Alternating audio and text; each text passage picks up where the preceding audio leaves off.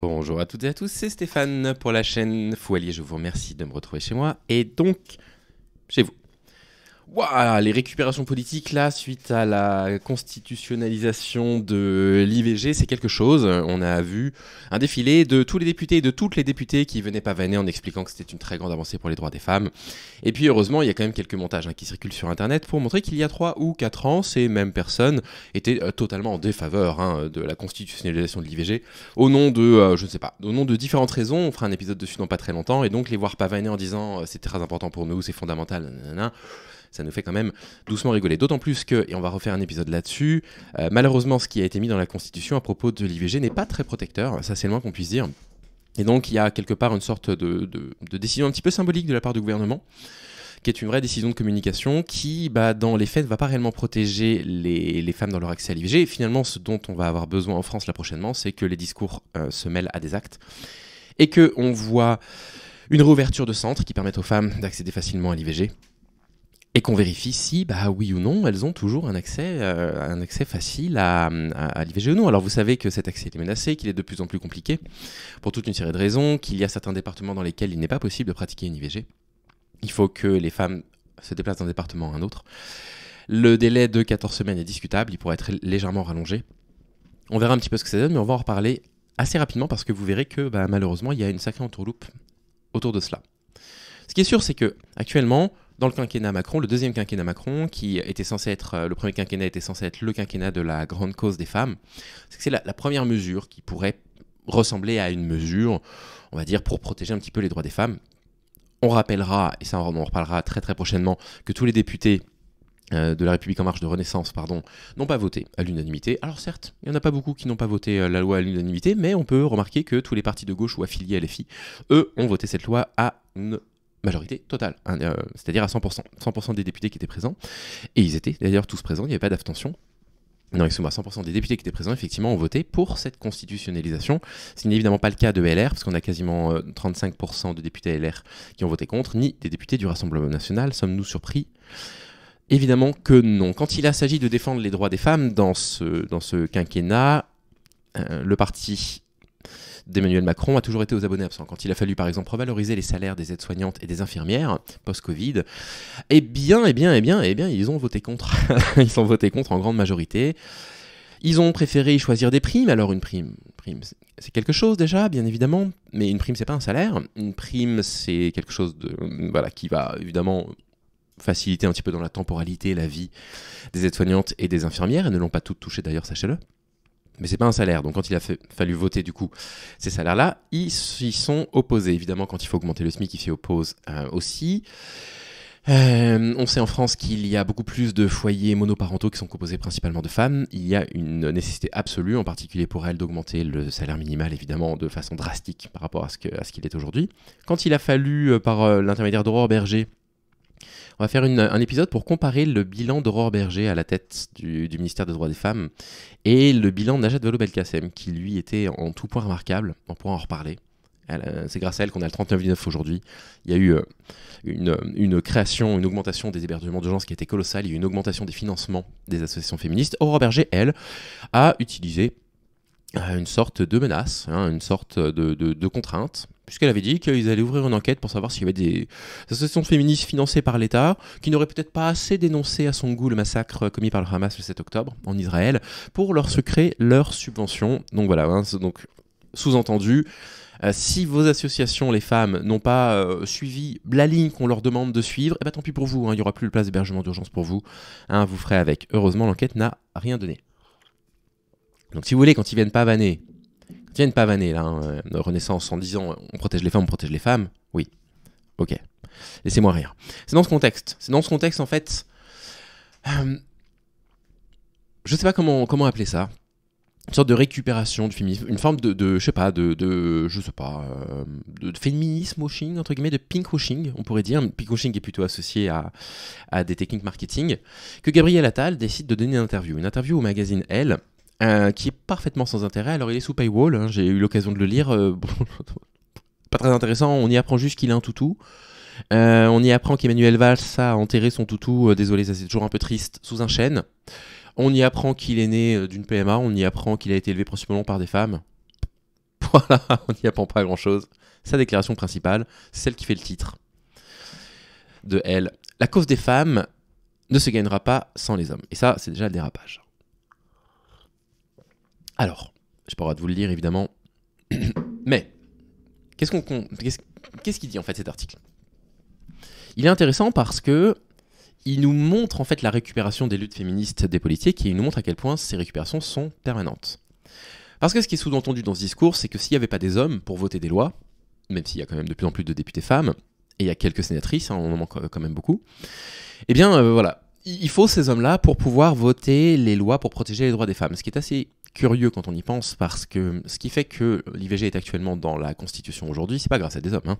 C'est grâce à des femmes dans les années 60 et 70, première et deuxième vague du féminisme en France, qui ont milité pour ce droit. Pendant que l'IVG était interdite en France, que les médecins pouvaient aller en prison pour ça, les femmes pouvaient être condamnées par la justice pour avoir subi un IVG, on faisait subir des IVG de force sur l'île de la Réunion, sur les femmes réunionnaises, évidemment, on les stérilisait de force également. Je vous recommande de lire Le ventre des femmes de Françoise Vergès à ce sujet. Et donc il a fallu un travail des féministes de la première vague, un travail acharné, vous les connaissez hein, évidemment, hein. Dans les personnalités qui sont toujours citées, évidemment, il y a Simone Veil, qui est l'une des plus importantes, mais vous aviez Gisèle Halimi qui militait aussi, Michel Perrault et tellement d'autres à l'époque. Et donc, il a fallu ce travail-là. Ensuite, il a fallu un travail pour rendre, on va dire, l'IVG normal, pour que les gens ne perçoivent pas les femmes qui ont subi dans leur vie un avortement de façon négative. Donc ça a été un travail féministe aussi sur le très long terme. Il a fallu un travail ensuite sur la réappropriation du corps des femmes par les hommes, avec en particulier les courants de la 3e et de la 4e vague du féminisme qui ont travaillé successivement sur la question de genre, et puis la 4e vague, qui est un mouvement beaucoup plus disparate, plus difficile à décrire, qui, elle, travaille principalement sur les violences sexuelles. Il a fallu ensuite qu'il y ait des femmes qui militent, qui disent attention, l'IVG elle n'est pas protégée, on a perdu des droits aux États-Unis, etc. Enfin, il n'y a eu que des femmes en fait dans ce processus-là, pour nous permettre de comprendre la nécessité que l'IVG soit légale en France, pour nous permettre de comprendre qu'il faut faciliter l'accès à l'IVG pour des raisons sanitaires, pour des raisons de santé, qu'il a fallu ensuite protéger l'IVG parce qu'il y avait de plus en plus de centres qui fermaient, qu'il a fallu ensuite en faire une question politique. Ça a abouti à l'Assemblée nationale. L'Assemblée nationale est en train évidemment de voir qu'aujourd'hui le féminisme fait partie des sujets qui doivent devenir des sujets politiques. Ça, c'est encore une grande victoire de la 4e vague du féminisme. Et donc on se retrouve avec une loi qui finalement est votée, mais en fait ils n'ont pas fait une fleur, ils ont simplement suivi le mouvement, un petit peu comme ce qu'on leur reproche souvent de faire. Ils nous auraient fait une fleur s'ils avaient réellement protégé l'IVG, s'il n'y avait pas la possibilité pour que malgré le fait qu'elle soit dans la Constitution, on puisse un jour restreindre son accès par, je sais pas, les conditions qui font qu'on demande une IVG. On en reparlera prochainement, il y a une juriste qui accepte d'en parler sur la chaîne, là prochainement, j'ai hâte. Donc, le féminisme ne peut pas se faire sans les hommes. Dans cette déclaration, il y a un truc qui est vrai, mais un truc qui est complètement faux. On va commencer évidemment par ce qui est faux. C'est le premier argument que j'ai donné. Les hommes ont toujours été les grands absents de la lutte pour l'émancipation des femmes, pour l'obtention de leurs droits. On est l'un des derniers pays de l'Occident à avoir autorisé les femmes à voter, hein. On ne va pas oublier ça quand même. Un des pays les plus tardifs à avoir permis aux femmes d'ouvrir un compte bancaire sans la signature de leur conjoint, etc., etc. Non, les hommes n'ont jamais été présents dans les luttes féministes. Il y a eu des alliés, bien sûr, il y a toujours eu des alliés, de la même façon que dans la lutte contre la ségrégation raciale aux États-Unis, il y a eu des alliés blancs, évidemment. Robert Bob Kennedy est souvent cité comme l'un d'eux, par exemple, mais il y en a eu d'autres. Le fait est qu'effectivement, il y a eu des alliés, mais c'est les femmes qui ont toujours porté ça. Là où, en revanche, Gabriel Attal dit quelque chose de juste. Mais évidemment, dans l'article, c'est pas ça qu'il sous-entend.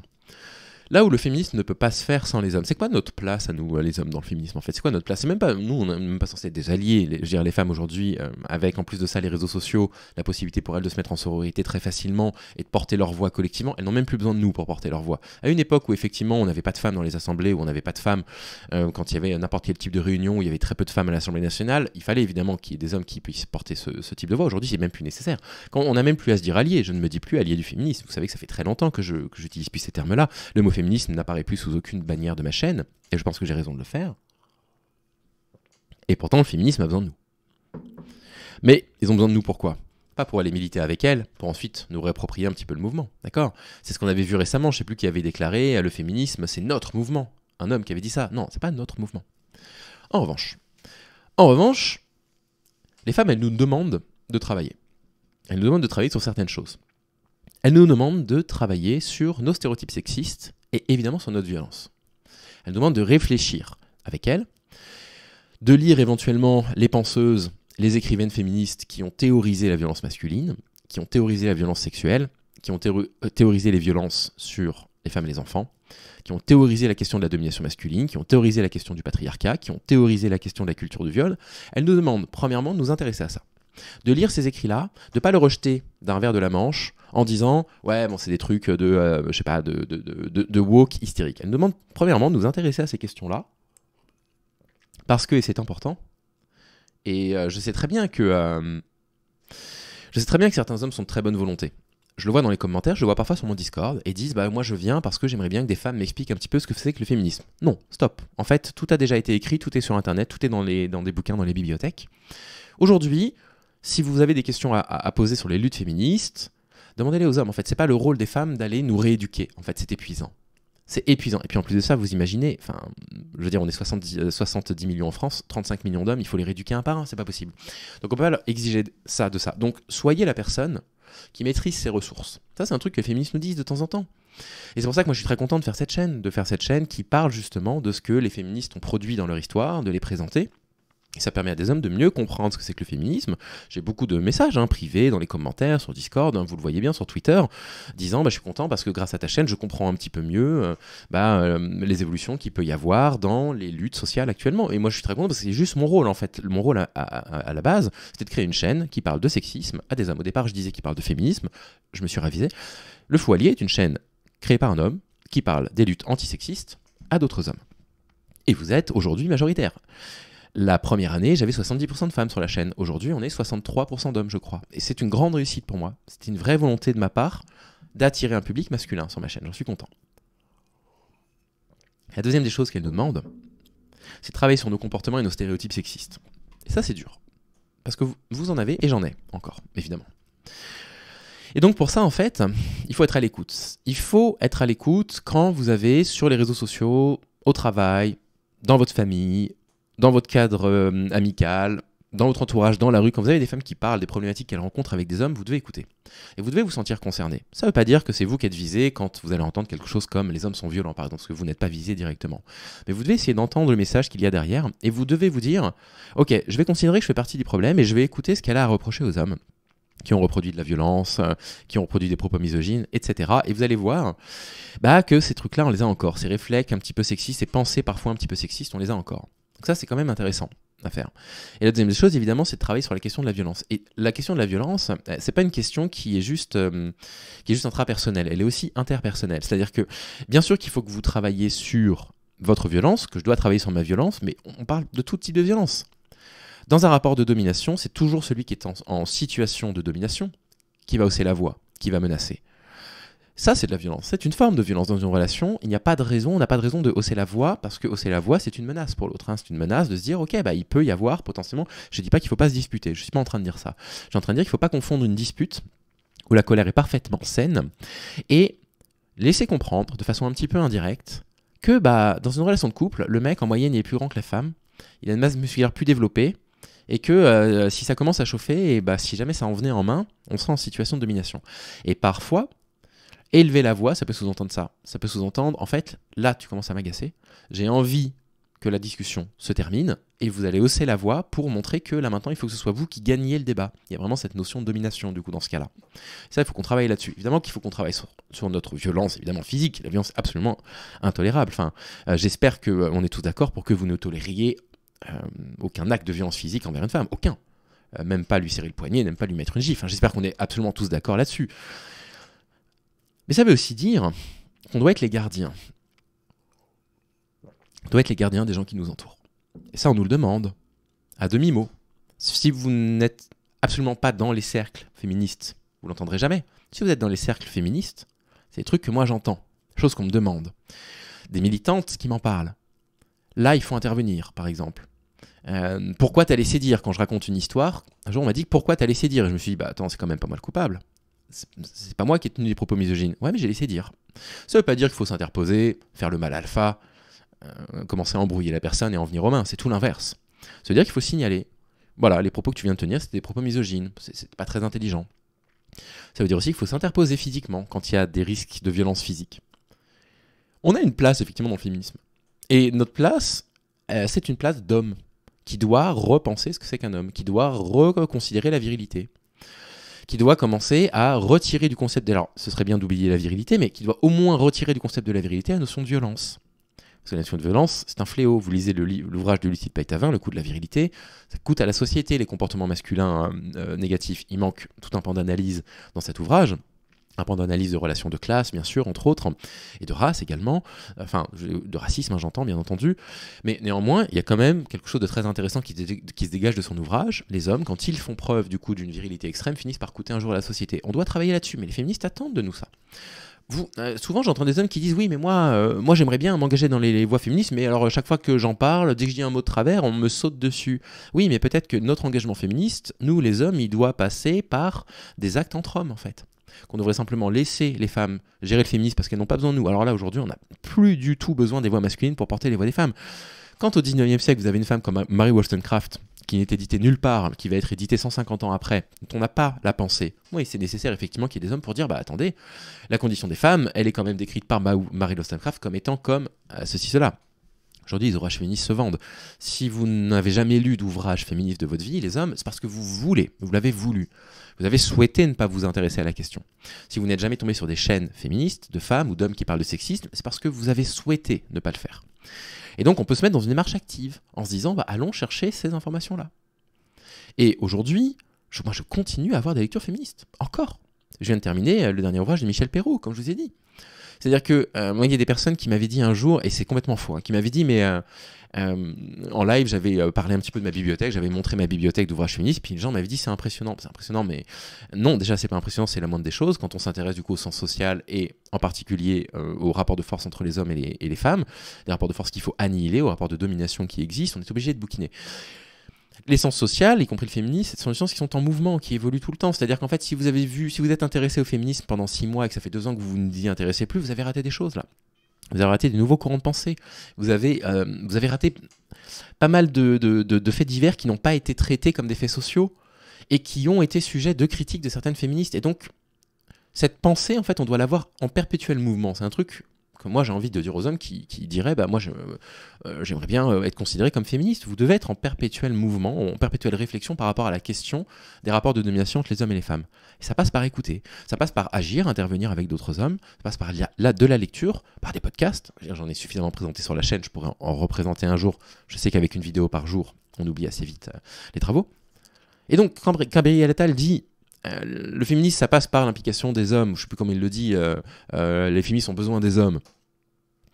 Oui, non. C'est-à-dire que pour faire avancer les droits des femmes, non. Les femmes n'ont jamais eu besoin de nous. On a au contraire été plutôt un frein au développement de leurs droits.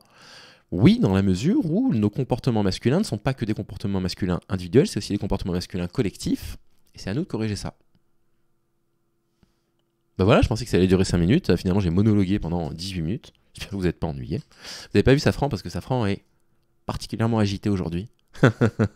Mais je sais très bien que s'il n'y a pas Safran sur la vidéo, ça va pas aller. Donc j'imagine que si je vous la porte, il va juste m'entendre parler et il va débarquer. Et donc on va se laisser sur bébé Safran. Que voilà, mais oui, allez, vas-y. Dis bonjour à ton public, puisqu'évidemment les gens ils ne sont plus là que pour toi maintenant. Prenez soin de vous, les amis, à très vite.